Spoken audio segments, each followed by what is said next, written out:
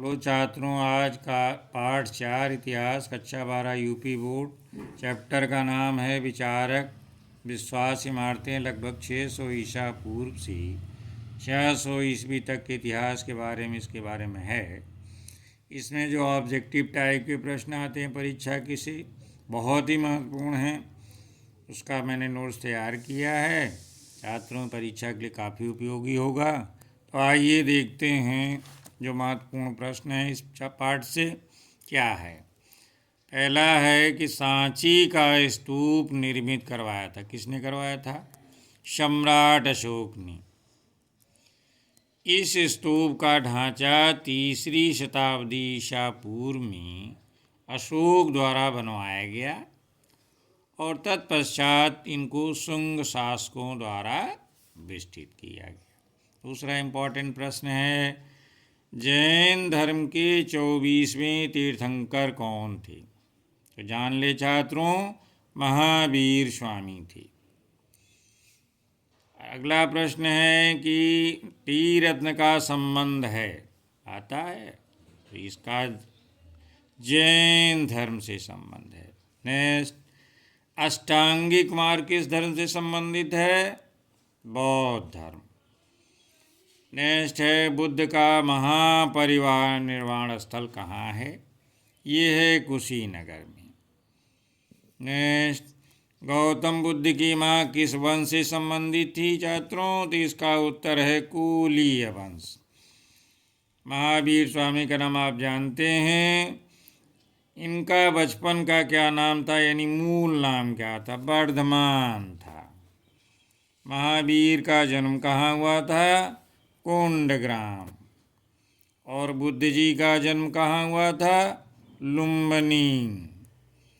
बुद्ध धर्म का प्रचारक कौन था छात्रों, पूछा जाता है? तो गौतम बुद्ध जी थे।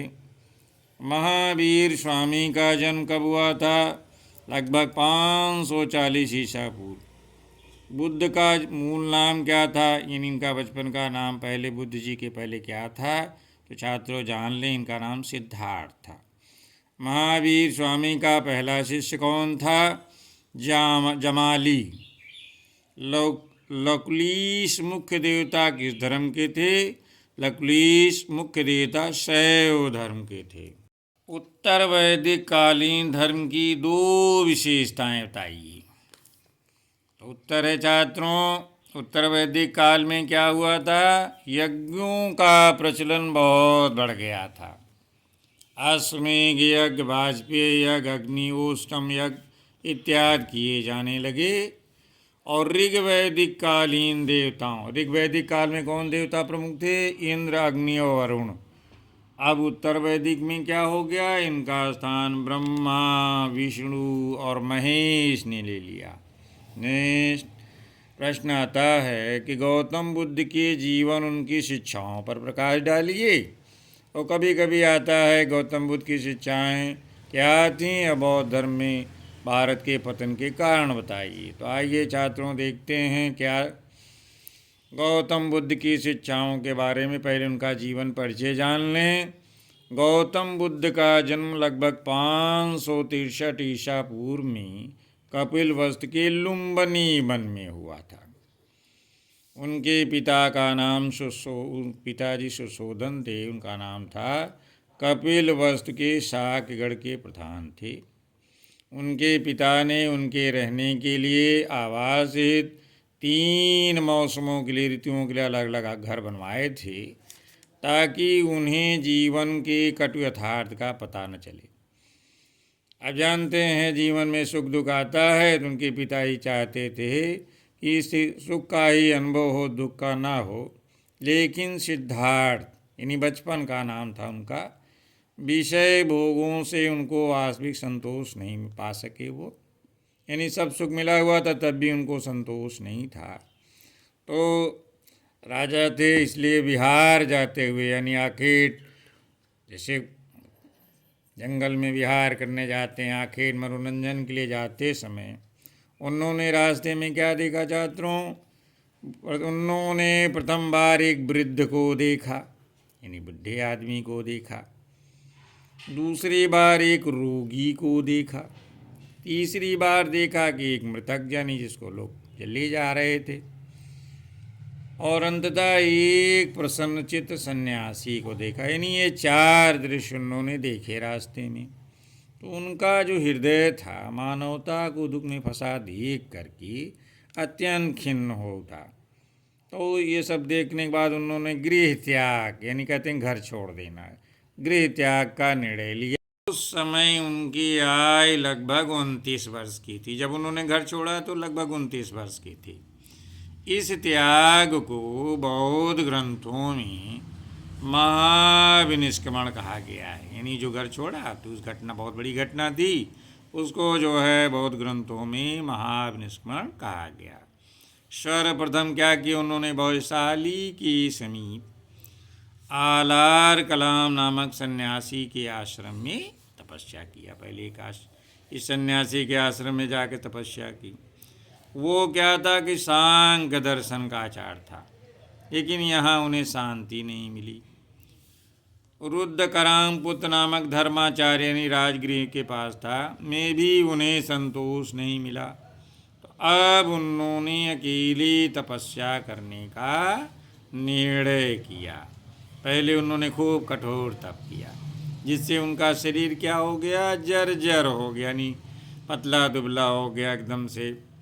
तब भी उन्हें इसकी निस्सारता का ज्ञान, निस्सारता मतलब ये शरीर व्यर्थ है, इसको जो है, और जब देखे कि जो इतना दिन तक तपस्या की जर्जर हो गया, तब पता चला कि मनुष्य का शरीर जो है क्षणभंगुर है। इसके पश्चात उन्होंने मध्यम मार्ग अपनाया। मध्यम मार्ग किसे कहते हैं, न बहुत कठिन साधना करनी चाहिए, न बहुत ही भूख प्यास करना चाहिए, यानी मध्यम मार्ग इसी को कहते हैं। न शरीर को बहुत कष्ट दीजिए, न बहुत ही सुख दीजिए। और अन्न जल ग्रहण करने लगी। पहले भोजन नहीं करते थे, अन्न जल ग्रहण करने लगे। अब तो 6 वर्ष की साधना यानी तपस्या के बाद उन्हें वैशाख पूर्णिमा की रात को पीपल के वृक्ष के नीचे ज्ञान प्राप्त हुआ। और जब उनको ज्ञान मिल गया, इसी समय से, पहले उनका नाम सिद्धार्थ था, अब वो बुद्ध कहलाए। बुद्ध का एक नाम जो है तथागत भी मिलता है, कहीं कहीं बुद्ध का नाम तथागत भी मिलता है। इसका क्या अर्थ है छात्रों, सत्य है ज्ञान जिसका, उरुवेला से बुद्ध सारनाथ आए। सारनाथ उत्तर प्रदेश में है, वाराणसी के पास। यहाँ पर उन्होंने 5 ब्राह्मण सन्यासियों को अपना पहला उपदेश दिया। इस घटना को बौद्ध ग्रंथों में धर्म चक्र प्रवर्तन के नाम से जाना जाता है। सारनाथ में ही बुद्ध ने 5 जो सन्यासी थे ब्राह्मण, उनके साथ संघ की स्थापना की। अब देखते हैं कि बुद्ध की शिक्षाएं क्या हैं, यानी उनके सिद्धांत। दोनों बातें एक ही हैं। बौद्ध दर्शन क्षणिकवादी है, अनीश्वरवादी है। यानी अनीश्वरवादी है कि ईश्वर में विश्वास नहीं करता, लेकिन यह पुनर्जन्म में विश्वास करता है। और यह नितांत कर्मवादी दर्शन है। बौद्ध धर्म में मानव व्यक्तित्व 5 स्कंदों रूप, वेदना, संज्ञा, संस्कार, विज्ञान से निर्मित बताया गया है। बुद्ध को स्वर्ग, नरक और शोधन स्थान के अस्तित्व में विश्वास नहीं था। यानी स्वर्ग नरक को नहीं मानते थे, ऐसा करोगे तुम स्वर्ग जाओगे, ऐसा करोगे नरक जाओगे। उनकी दृष्टि में परिवर्तनशील, लुप्त होने वाली नदी के समान है जीवन। आत्मा का अस्तित्व मन का एक भ्रम। लोग आत्मा को मानते हैं, तो ये जो जी जो है ये कहते थे मन का एक भ्रम है, मन न तो भूत है। इस प्रकार अनुभूत और संवेदना यानी जो हम देखते हैं समझते हैं वही सबकृत विचारों में समा जाता है। बौद्ध धर्म का जो मूल बीज है वो 4 आर्य सत्य हैं। पिछले वीडियो में बता चुका हूँ, आप देखेंगे बौद्ध धर्म के बारे में, तो उसके बारे में विस्तृत मैंने वर्णन किया है। और यहाँ इतना समझ लें, ये हैं, पहला तो दुख है, दुख समुदाय यानी दुख का कारण है, दुख निरोध यानी दुख का जो है उपाय संभव है, और दुख निरोध गामी दुख के उपाय का अष्टांगिक मार्ग बताए गए हैं। ये 4 हैं, यानी दुख, दुख समुदाय, दुख निरोध गामिनी प्रतिपदा। बुद्ध के अनुसार, बुद्ध जी के अनुसार क्या है? तृष्णा से ही आसक्ति और राग उद्भव होता है, यानी माया मोह प्रेम किसी के प्रति लगाव, इसी से आसक्ति और राग उद्भव होता है। रूप शब्द गंध रस मानसिक तर्क वितर्क आसक्ति कारण है। हालांकि जीवन मरण का चक्र, कहते हैं बुद्ध जी कि मृत्यु के समाप्त नहीं होता, यानी एक आदमी मर गया तो नहीं जीवन धरती पे समाप्त हो गया, क्योंकि मृत्यु तो नवीन जीवन का प्रारंभ होने का कारण मात्र है। इस हेतु चक्र का, यानी जन्म मरण का चक्र अंत करने के लिए अविद्या का, यानी जो आपके माया मोह की अविद्या चढ़ी हुई है, उसका अंत जरूरी है। और ज्ञान, यानी ज्ञान जो है ईश्वर का ज्ञान ही, संसार का ज्ञान ही अविद्या का अंत जब आप जानते हैं करके व्यक्ति को निर्वाण की ओर ले जाने में समर्थ है। बुद्ध ने अष्टांगिक मार्ग बताया। को ऑब्जेक्टिव में भी पूछा जाता है अष्टांगिक मार्ग किस धर्म से संबंधित है, जिसके अनुशीलन से व्यक्ति निर्वाण की ओर अग्रसर होता है। बुद्ध ने अष्टांगिक मार्ग के अंतर्गत अधिक सुखपूर्वक जीवन व्यतीत करना या अत्यधिक काया क्लेश, शरीर को कष्ट देना, यानी बहुत ज़्यादा सुख में भी न रहिए और बहुत ज़्यादा शरीर को कष्ट दे के ही तपस्या करिए, इनको दोनों को उन्होंने वर्जित किया है। कहना मतलब न बहुत ज़्यादा शरीर को कष्ट दे के ईश्वर मिलेगा, न बहुत ज़्यादा मौज करके मिलेगा, इन दोनों को वर्जित किया है, यानी मना किया है। उन्होंने इस संबंध में मध्यम प्रतिपदा, यानी मध्यम मार्ग अपना, इन दोनों के बीच जो है, न शरीर को कष्ट दीजिए न बहुत ज़्यादा, यानी सामान्य जीवन में रहते बौद्ध धर्म की उपासना की जा सकती है। बौद्ध धर्म में निर्वाण प्राप्ति के लिए, यानी अविद्या का नाश करने के क्या करना जरूरी है? सदाचार और नैतिक जीवन पर बहुत बल दिया गया है। 10 सीलों का अनुशीलन नैतिक जीवन का आधार है। इन 10 सीलों को शिक्षा पद भी कहा गया है। बौद्ध धर्म के अनुसार जीवन का चरम लक्ष्य निर्वाण की प्राप्ति है। जीवन का क्या लक्ष्य है? निर्वाण प्राप्त। और निर्वाण का अर्थ है बौद्ध धर्म में दीपक का बुझ जाना, अर्थात जीवन मरण के चक्र से जो संसार में आना पड़ता है, कई जीवन लेना पड़ता है, इससे मुक्त हो जाना। बौद्ध धर्म के अनुसार निर्वाण जो है इसी जीवन में प्राप्त हो सकता है, लेकिन महापरिनिर्वाण कब मिलता है? मृत्यु के बाद ही संभव है। अब बुद्ध की जो शिक्षाएं हैं जो उन्होंने कहा, उनकी शिक्षाओं का आलोचनात्मक मूल्यांकन भी पूछा जाता है कि कितना सही था कितना गलत शिक्षाओं में। तो बुद्ध की शिक्षा की आलोचना इस प्रकार से की जाती है कि बुद्ध जी ने धार्मिक ज्ञान पर विशेष बल दिया, तकनीकी कौशल के विषयों की शिक्षा का भाव, सैनिक और शारीरिक शिक्षा का भाव होना, समाज की ओर ध्यान होते हुए वे निर्भीत, यानी संसार में जीवन से विमुख होने का जो है मार्ग का अनुसरण करना, शिक्षा में शारीरिक श्रम की महत्व की अपेक्षा होना, शिक्षकों छात्रों में अनुशासन संयम के नियमों में शिथिलता होना, अनाचार फैलने से स्त्री शिक्षा का विकास अवरुद्ध होना, लोकतंत्र के नाम पे स्वेच्छाचारिता का प्रवेश और विकास होना, जनसाधारण का दृष्टिकोण संकेत दूषित हो जाना, शिक्षा और जीवन दोनों की प्रगति रुक सी गई। तो ये बौद्ध धर्म की आलोचनाएं हैं कि उसमें ये कमियां थीं। अब नेक्स्ट देखते हैं कि भारत में बौद्ध धर्म का पतन क्यों हुआ, क्योंकि यहीं से महात्मा बुद्ध जी का बौद्ध धर्म चलाया। विदेशों में भी आज कई देशों में बौद्ध धर्म के मानने वाले हैं, लेकिन मूल धरती पे इसका जो है पतन क्यों हुआ उस समय? महात्मा देखते हैं छात्रों, महात्मा बुद्ध जो है संघ में जो उन्होंने बनाया था, नारियों के प्रवेश के विरुद्ध थे। नहीं चाहते थे कि स्त्रियां इस संघ में शामिल हों, लेकिन प्रजापति गौतमी और आनंद के कहने से उन्होंने नारियों को संघ में प्रवेश दे दिया।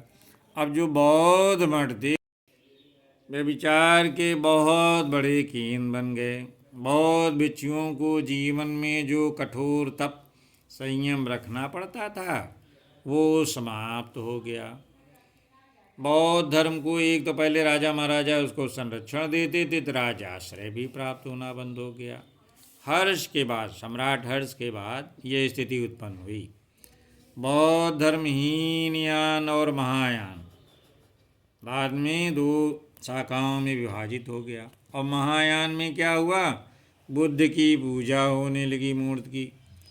7वीं शताब्दी के करीब बौद्ध धर्म में तंत्र मंत्र का प्रभाव यानी जादू टोने का सब बढ़ने लगा, जिसके परिणाम स्वरूप एक संप्रदाय बौद्ध धर्म में ब्रजयान संप्रदाय का उदय हुआ।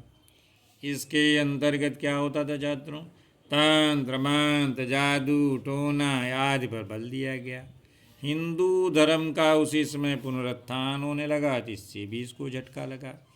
अच्छा, बुद्ध की मृत्यु के पश्चात उनके जैसा कोई व्यक्ति संघ के पास नहीं था। महात्मा बुद्ध जो है मेरे प्रभावशाली थे, तो उसने बौद्ध धर्म को पहला, लेकिन उनके जैसा व्यक्ति दूसरा संघ के पास नहीं था।